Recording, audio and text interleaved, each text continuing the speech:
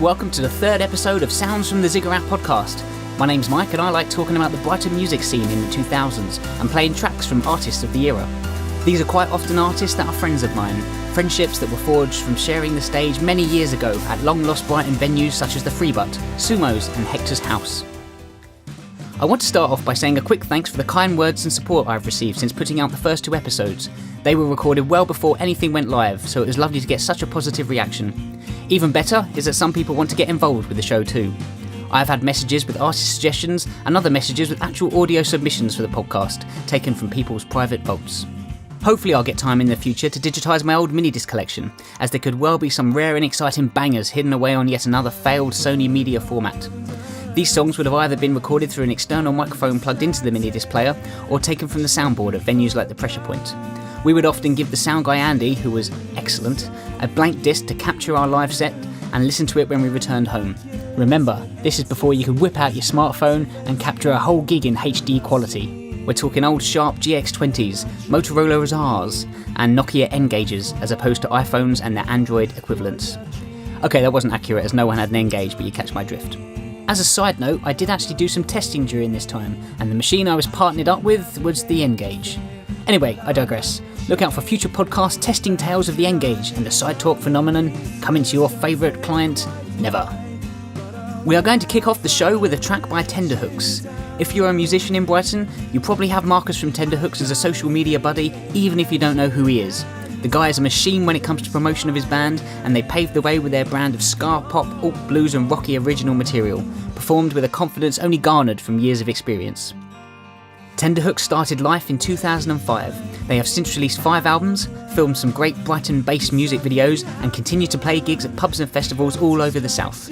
I last saw them in one of my locals, the Admiral, at the bottom of Elm Grove, which as a side note I recommend checking out for fans of current local live music. I'm going to play a track from Tenderhooks' 2005 release, Devil Rides White Horses. This is Jealous Love.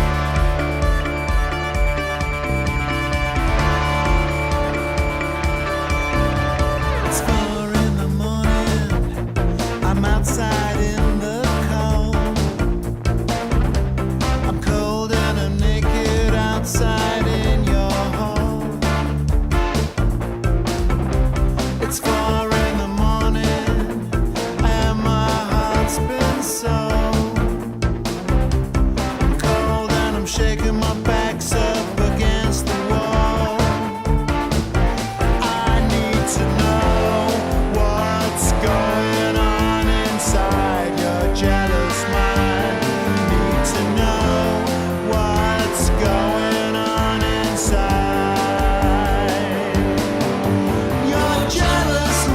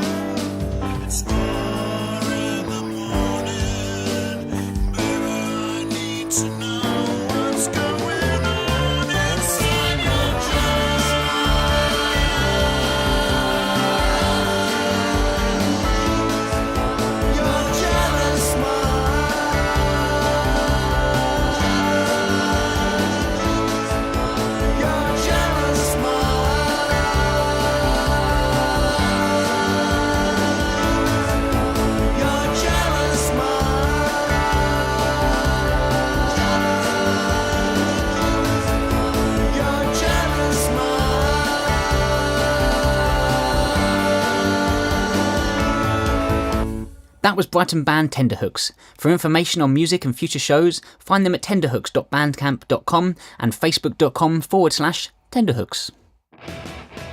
Hateball formed in May 2002 and effortlessly smashed out their energetic and upbeat punk rock and roll all over Sussex and London, supporting some massive names in the process, including the likes of Breed 77, The Damned, Therapy, the Anti-Nowhere League, the UK Subs and Funeral for a Friend. A pretty impressive roster of support gigs, as well as playing their own headline shows. Hateball got through to the final of the infamous Emergenza Festival too, joining my band Emphyrian and 3 busloads of fans hitting the road to London's Astoria, where we played to a packed audience, battling it out for a festival spot in Germany. Well, so we all thought, but again, I'm saving that for another podcast. Hateball also got through to the final of a competition being run by Southern FM, which we will now recognise as Heart Radio. This was for a chance to play at Preston Park's well-established event, Party in the Park, alongside ground-breaking acts such as Daniel Bedingfield and McFly. It would have been amazing if they'd won, but looking at the lineup and type of station Southern FM was, I think the odds may have always been stacked against them. The heat they did win before moving on to the final at Karma was held at the Marina's West Quay Bar, which is a posh front for a Wetherspoons. This must have occurred in the day where they actually paid for music to be played in the background whilst eating one of their themed meals and drinking a cheap pint of ale. Nowadays it's full of television screens pumping bloody Sky News in without an air of melody in sight. Still, 4 to 5 pints for under a tenner is more than welcome on Mike's current financial income. After Hateball had been gigging a couple of years, they put out their album Live Now, Die Later, capturing the DIY and progressive ethic many bands were starting to adopt as technology became more accessible and the prospect of getting a record deal was still a mean feat. This is the title track and the track used on the This Is Brighton Core compilation, which I'll be talking about later. Turn your podcast player up to the maximum you can without damaging your ears, and if you're out and about, perhaps even on the tube, how about enjoying the track even more by trying to start a mosh with members of the public? This is Live Now, Die Later.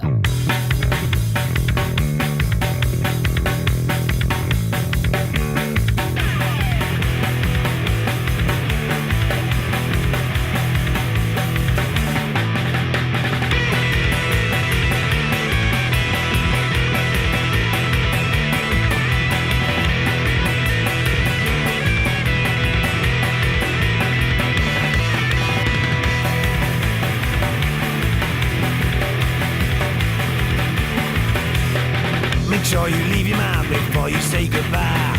When it's time to check on out, hold your head up high. Meet the reaper with a smile, look him in the eye. Meet the reaper with a smile, look him in the eye. He'll take you live, you won't know how. He'll take you live, live life for now. Lying around, no place to go, wasting your life. Break the chain, time and slow, once in your life. Meet the reaper with a smile, look him in the eye. Meet the reaper with a smile, look him in the eye. He take you live, you won't know how. He take you live, live life for now. Make sure you leave your mind before you say goodbye. When it's time to check on out, hold your head up high. Meet the reaper with a smile, look him in the eye. Meet the reaper with a smile, look him in the eye.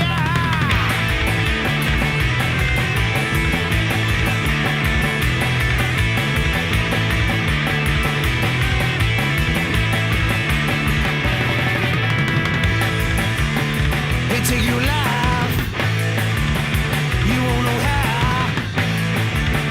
He'll take you live, live life for now.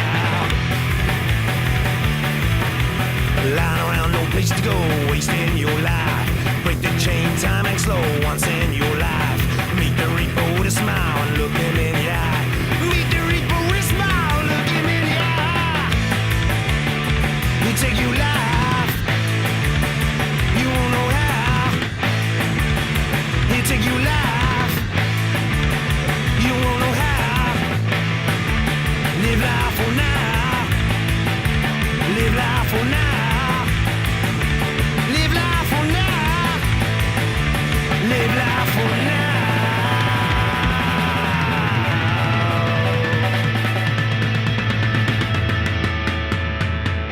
I briefly touched on BrightonRock.net in the last episode.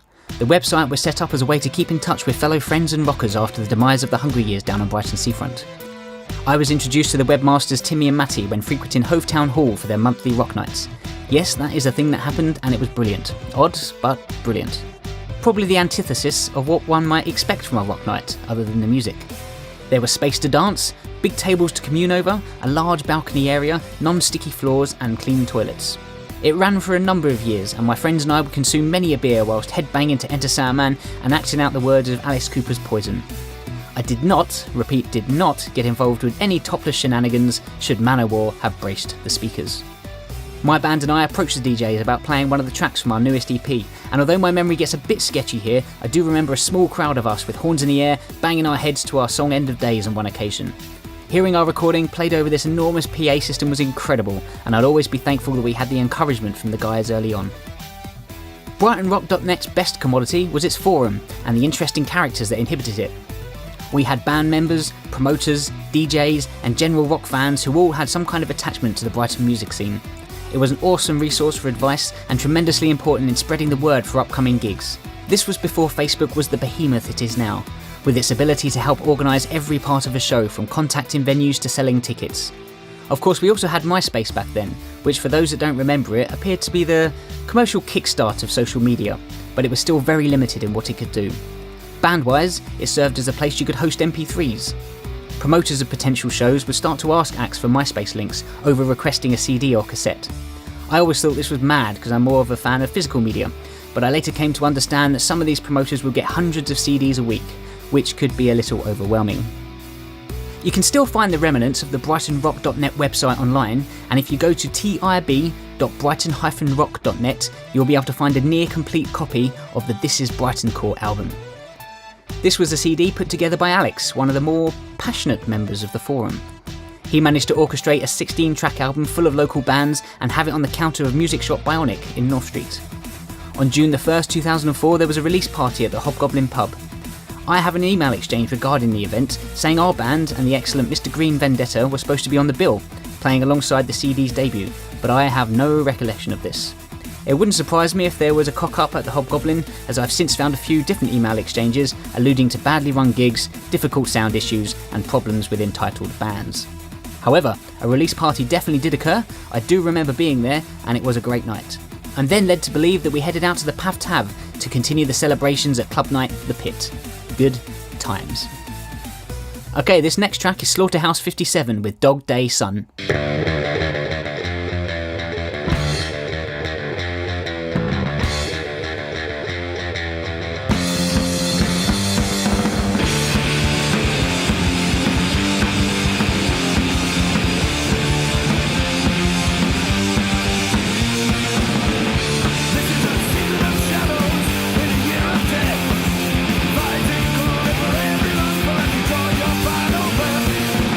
With all about the river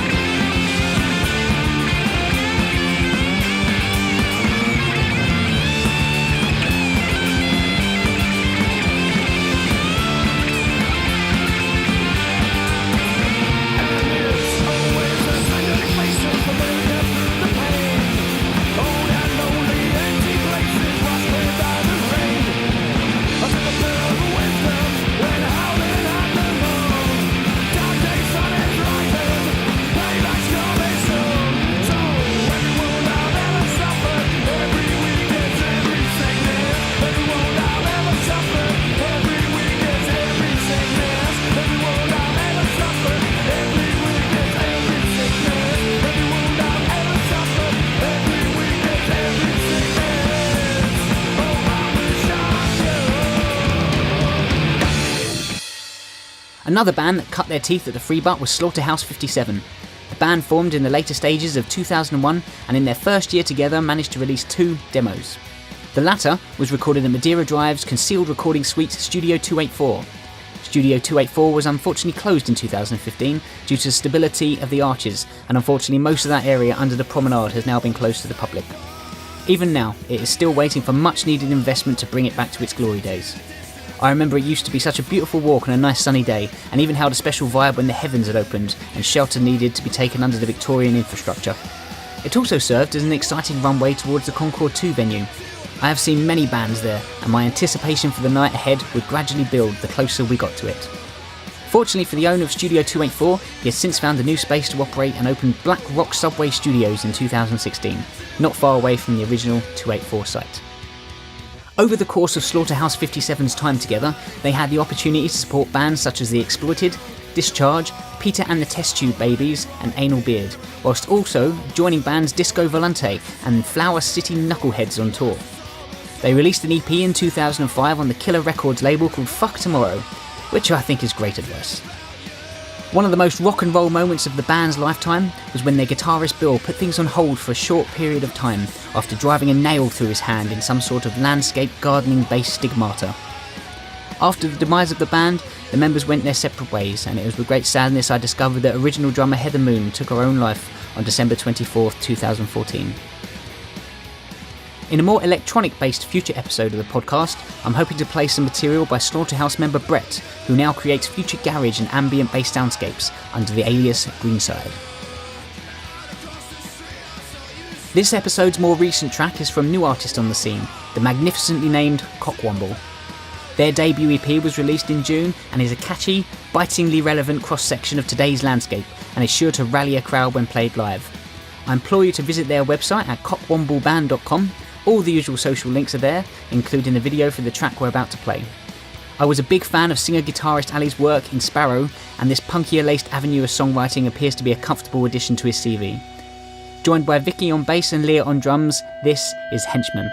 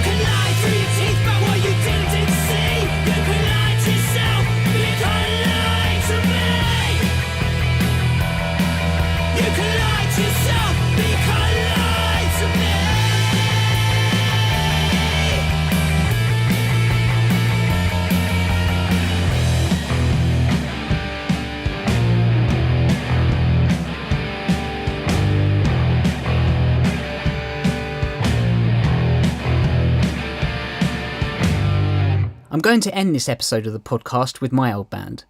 Emphyrian came together when 3 friends started jamming on our lunch breaks at school. We would play the talent shows in the main assembly hall and use our instrument skills to get respectful grades in music class too, as well as copy and pasting information from the internet and Microsoft Encarta straight onto our schoolbooks. Hey, Si. After school has ended, we kept jamming in Si's spare room, and eventually I would go to college and meet Francis Rossi wannabe Adam Marchant. I lent him a copy of Metallica's Black Album, and he soon became an acceptable friend. Now he is one of my best. He was brought in to play bass, but eventually moved on to guitar and vocals because he seems to have a knack of taking things over, and Pete, our original guitarist, was moving on anyway. I can't remember if he had a choice in that matter, but we're nice guys, so I'm sure it was mutual. Eventually, we changed our name from Hello John to Emphyrian. My other half found the word Empyrean in the dictionary, although I'm still not quite sure if that's how you pronounce it, which meant the highest point in heaven, and we changed the spelling and pronunciation to make it unique, as I really felt it was important to have something that was original, and would be the only thing to return results in Ask Jeeves or its alternatives, when searched for on the internet. Over the next few years, Emphyrian played many gigs all over Sussex, and occasionally travelled to London to bring our own brand of noise to any rock and metal head that wanted to hear us. We released a number of self-produced CDs, recording them in Si's spare room in our bassist Chris's basement, where he had a whole studio set up. These were some of the most fun and exciting times I've ever had as a musician. The freedom to write and record our own material in our own time and then release it at gigs was incredible. Gigs for us were very social experiences, in the early days especially. Friends and family would all come to see us, and the vibe and interactions between bands was usually good-spirited too. We'll talk more about that in a future episode. The biggest band that we had the absolute pleasure to support was Mastodon at the Concorde 2. Unfortunately, I was not as familiar with the band at the time, but they became one of my favourites after I purchased the incredible Leviathan. This Concorde 2 gig became infamous for 2 reasons. One, that Si and myself got a bit carried away with a large bag of weed circulating backstage, and thus became a little, shall we say, unhelpful when it came to packing the gear away at the end.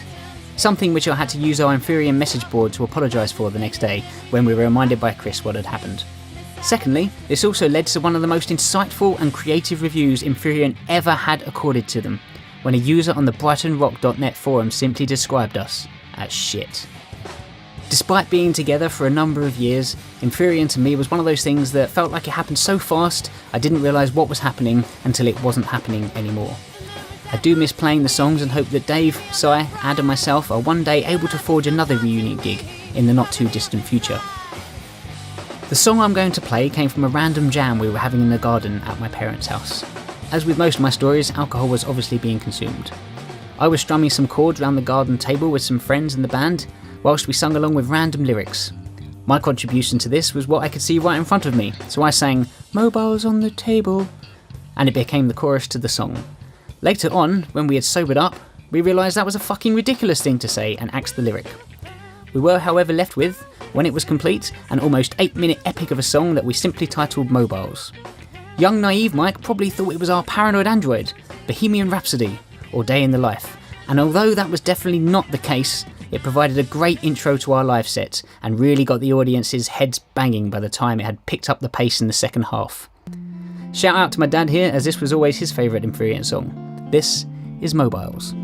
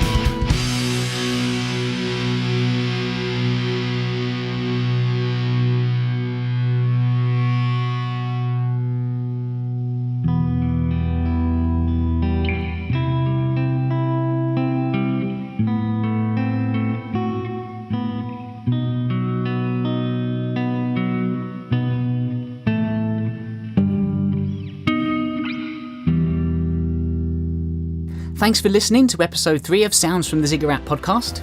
Please leave comments and stories of bands from the era you think I should check out, or find me at my Twitter at @the_Ziggurat. I now also have a separate Facebook group regarding the podcast and 2000s Brighton music scene. This has mainly been set up so that I do not have to bother my regular Facebook friends who have zero interest in anything I have to say on the subject. Or anything at all, perhaps. I will also be uploading old flyers and posters to the group from my personal archives, which should be a nice complement to the podcast. If you have any material from solo projects or from a band you are in, either recently or from the 2000s period, in no matter what format, I would love to hear from you.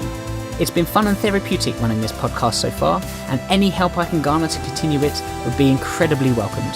Thanks for listening.